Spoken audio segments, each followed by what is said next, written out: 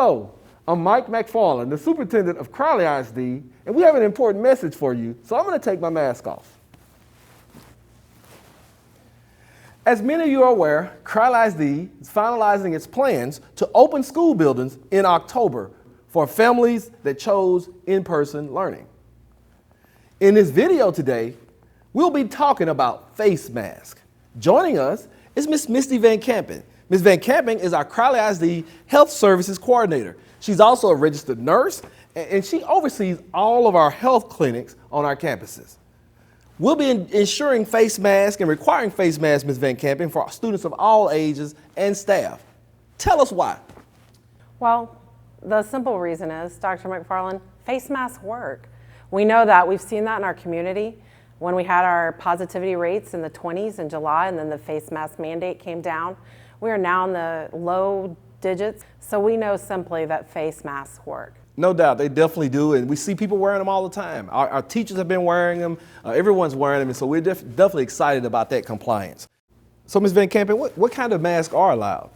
Well, sir, the masks that we wore in today, those are great. There's also these cloth masks that we will be giving out to each of our students, that we've given one to each of our staff. This would be for our secondary students right here. And then we have these smaller ones for our little guys at the elementary level. Awesome. And then if a student, needs, something happens to their mask during the day, then we'll always have these backup masks to be able to give out. Awesome. So basically, any student that shows up to our campus, if they don't have a mask, we'll make sure they get a mask that fits them and that is really according to the recommendations of face coverings, right? Absolutely, Okay, absolutely. Right. So talk to us about which masks are now not allowed. Well, we have some masks that are not recommended by CDC. Okay. One of them is this vented mask here, and you see this a lot on Amazon or in stores. What can happen is this filter can come off and you'll have a huge hole here. Also, just the filter alone allows large particles to come into your mask, and you can become infected, or someone else can be infected by your respiratory droplets. Wow. Yeah. That's it's amazing that things are changing. I mean, I know because at the very beginning of the pandemic, I know the message was that any face covering is better than none. But what you're saying now is the recommendations changing recently, and so those masks are no longer recommended? Yes, and along with those masks are these very popular gaiters. Okay. These kind of go around the neck like a scarf, and they'll pull up. And there was a recent study with Duke University that found that gaiters actually, if we were sitting here and I had a gaiter, the particles would reach you easier because of the gaiter and the way that it filters and breaks up the particles. Gotcha. So that's just kind of an example of how information that we're receiving is really changing, and it's changing weekly and daily. Thank you, Misty, for just staying current and staying in the know about what is recommended. And so what I do know is that we purchased gaiters for our athletes, and we issued those gaiters to our athletes. They've been wearing those gaiters. What's going to be our response at this point?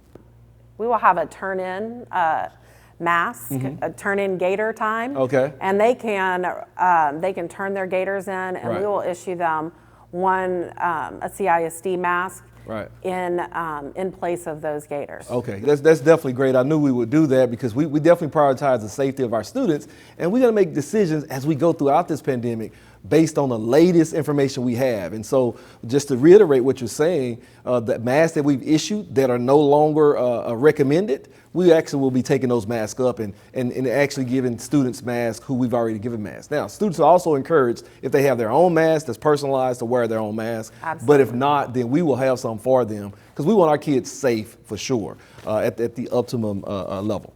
So let's talk about cleaning of these masks, because if kids are having to wear these masks daily and some of them are cloth masks that they can clean, how often should they clean their mask? Well, masks should be cleaned just like we clean our clothes daily.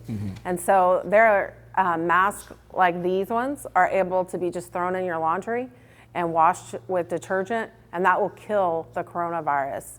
that would be in these masks. Okay, so daily washing of our masks makes a lot of sense, really, especially if we're wearing them every day. Absolutely. So also I know that, as I mentioned before, when the pandemic originally started, there was this conversation about face shields and all kind of masks, face coverings, anything. But what I hear now is the recommendation is a lot more specific.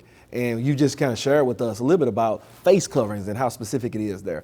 What about face shields? Talk to us a little bit more about face shields. Well, face shields are a great addition to your face mask. You could wear a face shield like this for an added layer of protection. If you're in a classroom that maybe the kids are not able to mask.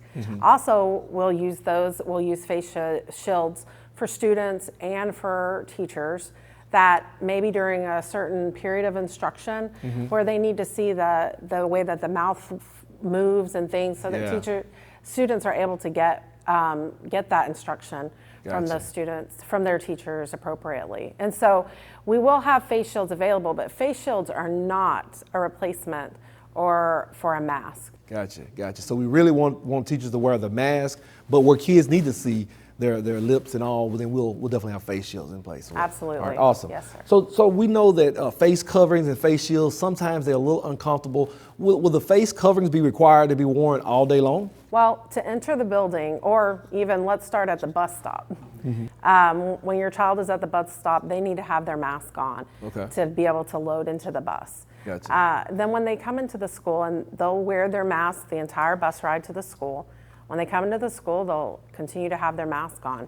Masks will be worn in hallways and in classrooms, but there will be times throughout the day where we'll have mask breaks. Gotcha. Recess is one. PE could be a mask break when they're outside, engaged in activity. And also when they're in the cafeteria, we have the barriers that will be in place that will serve as a mask for that student. Gotcha. Great, definitely great to know. What about visitors? Visitors, all visitors, anyone that comes on the campus, a visitor, a contractor, vendor, student, teachers, anyone who comes on campus will be required to wear a face mask. Okay.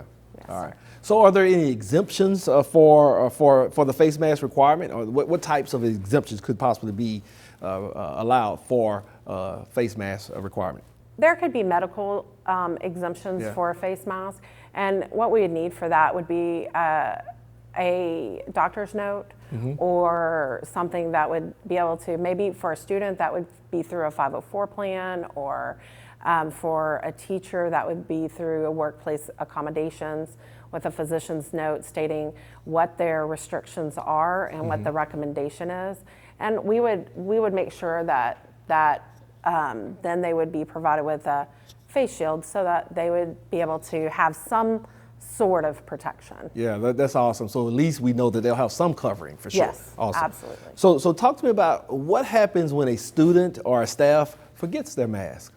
Well, we do have extra masks that will be available through our pandemic response teams on each campus. Okay. And so most likely it'll be a mask like this, and we also have pediatric paper masks.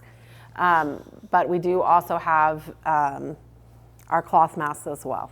Awesome. Okay. All right. Well, it seems like we have thought of every scenario. We know something new may come up, but we have put some thought into it. And I know you mentioned the pandemic response team, and so that team is made up of experts on the campus who really have thought through potential challenges to safety. And so definitely glad to know that we have people on campuses that have prioritized safety during this time. Absolutely. So we get this order from Tarrant County for ages 10 and up. So it's required for ages 10 and up, or recommended for 10 and up, to wear masks. But we know that now has been extended through November. And we definitely want to follow those guidelines. And so we're asking that all students and staff wear them because we know they work. We know it's a challenge, but we know that face masks work. How will we enforce face masks? Well, we'll encourage students to wear a face mask. If a student comes with an inappropriate, one of the face masks that we've talked about, they'll be given a additional face mask and be encouraged to wear their face mask. And through positive reinforcement and guidelines such as that. No doubt. And I know we'll all be so happy to see our students. So if they show up, we'll make sure they have a face covering for sure. We want you to know that we're all in this together.